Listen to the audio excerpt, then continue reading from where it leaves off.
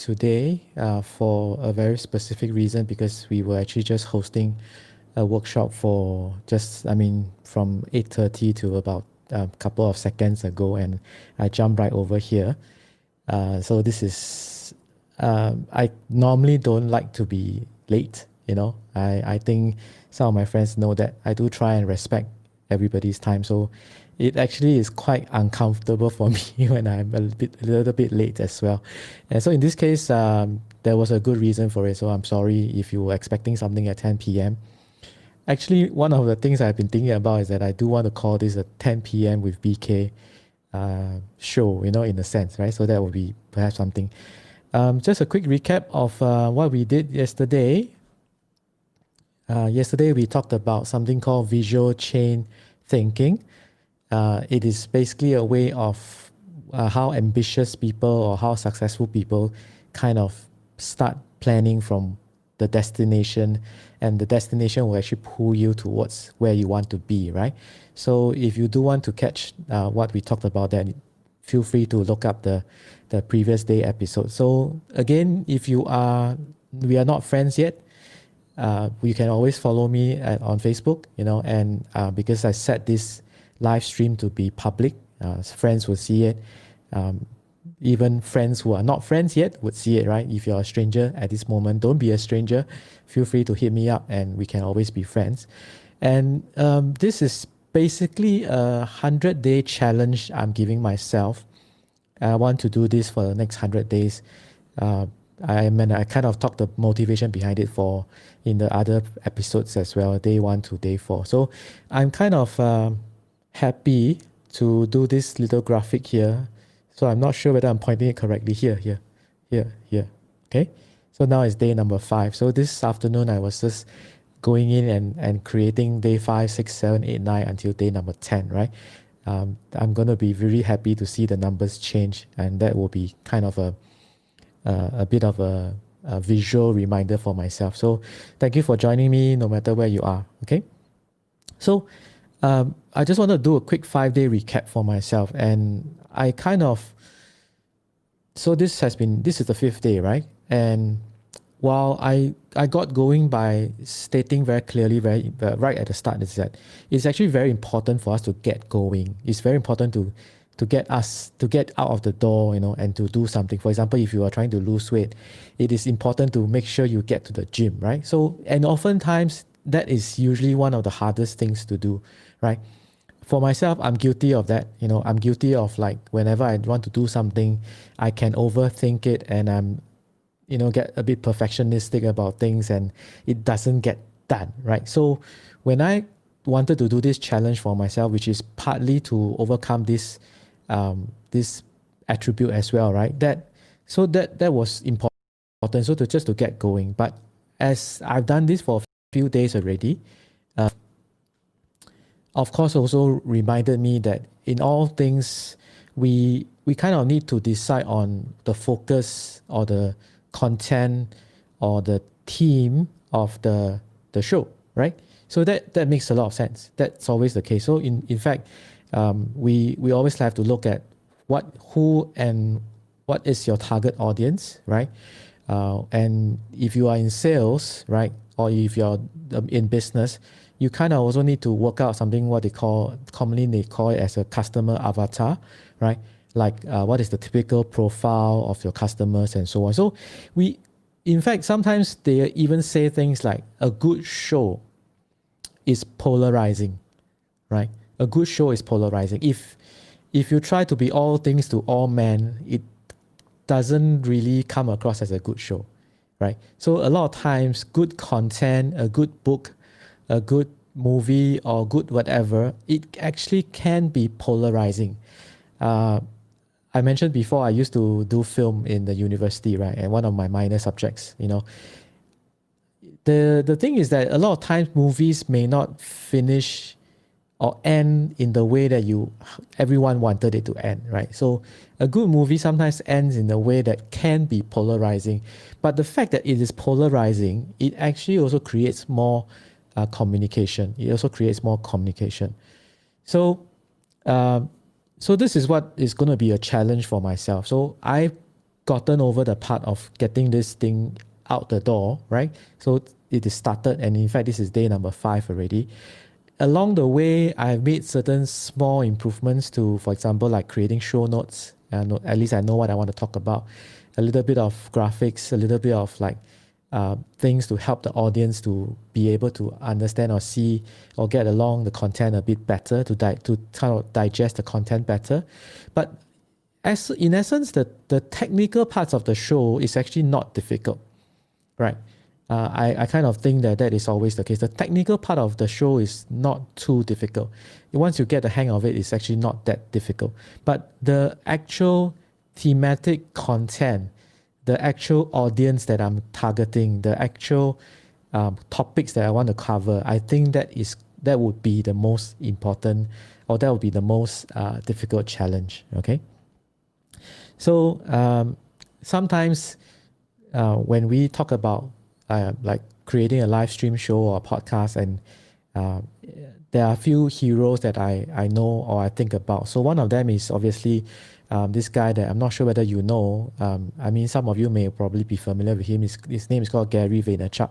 So he says that if you are in business of any kind, right, and you want to get yourself out there in the marketplace, right, creating content is actually quite important. And he is probably one of the masters in creating content, and I do learn a lot from the things that he says. And of course, sometimes this thing about creating content is that there's actually nothing that is too original in the world, right? We don't have to feel pressurized to come up with original content. In fact, a lot of times, there's something that I also learned from another mentor, which is we can do something called invest, learn, and then you teach, right? So you learn something, you invest the time in learning, or you invest the financial cost in perhaps buying a course, right, or attending a course.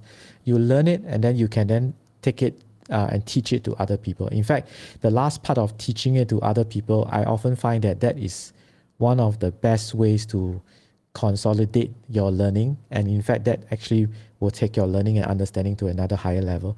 So just now we kind of we did a workshop, arranged a workshop with a very special friend, and then he did a workshop for all of us, and the workshop was about storytelling, right? So that was a 90-minute session that he did, and he learned, I learned a lot of things from him. So the reason why I don't have like notes today on screen is because this is literally from 90 minutes ago, and just a couple of seconds that finished. I'm over here because I want to commit to this live stream at 10 p.m. every day, right? So this is getting into the habit of it. And I kind of wrote down notes, so I maybe just share some of the things that was mentioned. So it doesn't really matter what industry you are in, if you are in sales, if you are a parent, or if you are, in education. I think a lot of times we do not realize that we are actually all in sales, right? Sales is about convincing someone. And in fact, yesterday I talked about etymology, right? Etymology of words. And I heard this speaker share before. Etymology of the word sales is from Old Norse, which is also from Germania. So if you know the history of words, right? English is mostly Proto-Germanic and a bit of Latin and everything combined, right? So the origin of this word, it actually means to serve. It means to serve. Now, so in contrast to what we normally think of, selling is not about just getting people to give you money. In fact, a lot of times sales is about serving another person. So another common phrase we always hear quite often if you're in the industry is that facts tell, but stories sell. So just now, in summary, the workshop that we went through was a very good workshop about how we can craft a successful story in our sales process, right? And that is highly, highly important, because oftentimes what happens is that, especially when someone is kind of in a business already, they fall in love with the facts and the technical details, but they forget that it is not these facts and all not these technical details that actually will result in a sale for you. In fact, more often than not, it is the stories behind the facts, the stories that help a person. That actually is the one that will really truly help a person to cross the bridge from just listening to maybe making a commitment emotionally to picking up whatever you have to offer them, right?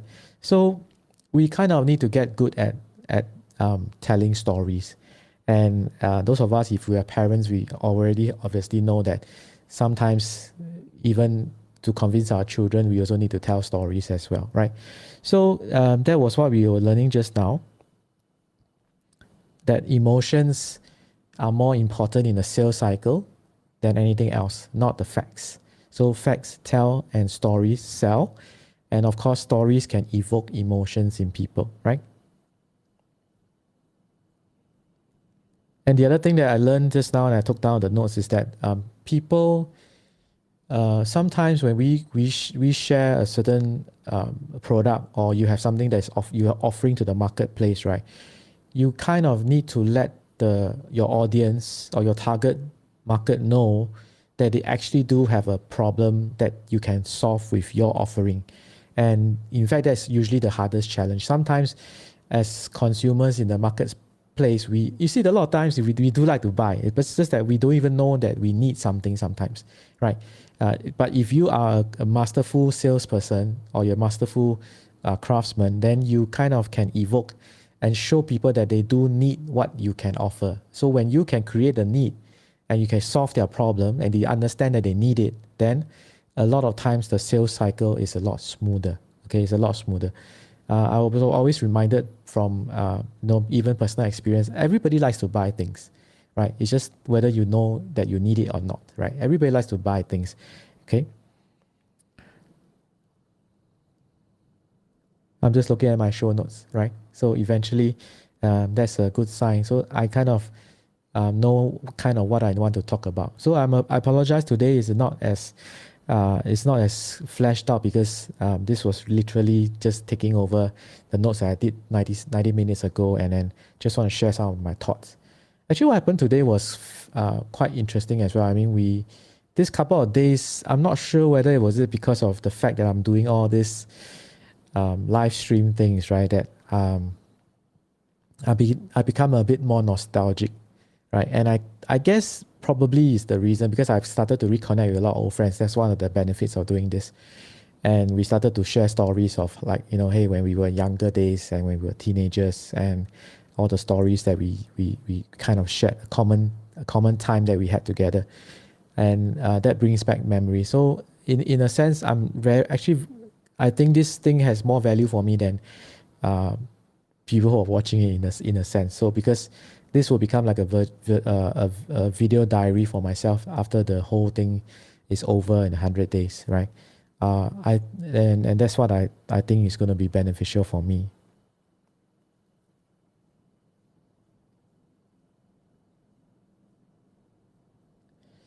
Yeah, so today I didn't want to go on too long because this was not very, it was not very well crafted out, right? So I apologize for being late today, and I apologize that this has not, it's not what I really want to share. But there are some days when you just have to be there. Some days when you are not feeling really up to it, you just have to hit the gym, right? If even you're not feeling 100%, you just have to hit the gym. So I know it. I think today I'm rambling more than I did on the first day, right? But it doesn't matter. It really doesn't matter. So I'm happy that I have done day number 5, right? This graphic here, right? It's a bit hard to point at the right places, right? Because it's a bit reversed. I'm not sure whether those of you who have done live streaming or you've done a Zoom calls before, this is how it can be. So yeah. So today was about storytelling, and I'm not doing a good job at it. I'm sorry about that, but it doesn't matter. So thank you for hopping on. And again, like what I asked yesterday, if you do have an idea, or if you know of somebody who's doing this and doing well and doing a great job at it, and then is an example for me to emulate. Now, I really realized that for me, I don't need to come out with original ideas. In fact, even doing this was a imitation of somebody's challenge, right? So just knowing that this is good enough for me. I don't think that I need to be 100% original in anything. So if you do have an idea that you think might help me, please share it with me, right? Please share with me.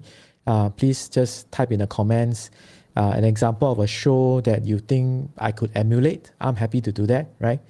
Um, and I'll be happy and I'll be eternally grateful for you sharing the tip with me. So good night, everyone. Saturday night. I know in normal days we'll all be out with friends or hanging out with people, but in this current climate, perhaps more of us are at home and not so out of the apartment or out of the house, right? Sincerely hope that everything can go back to normal quickly.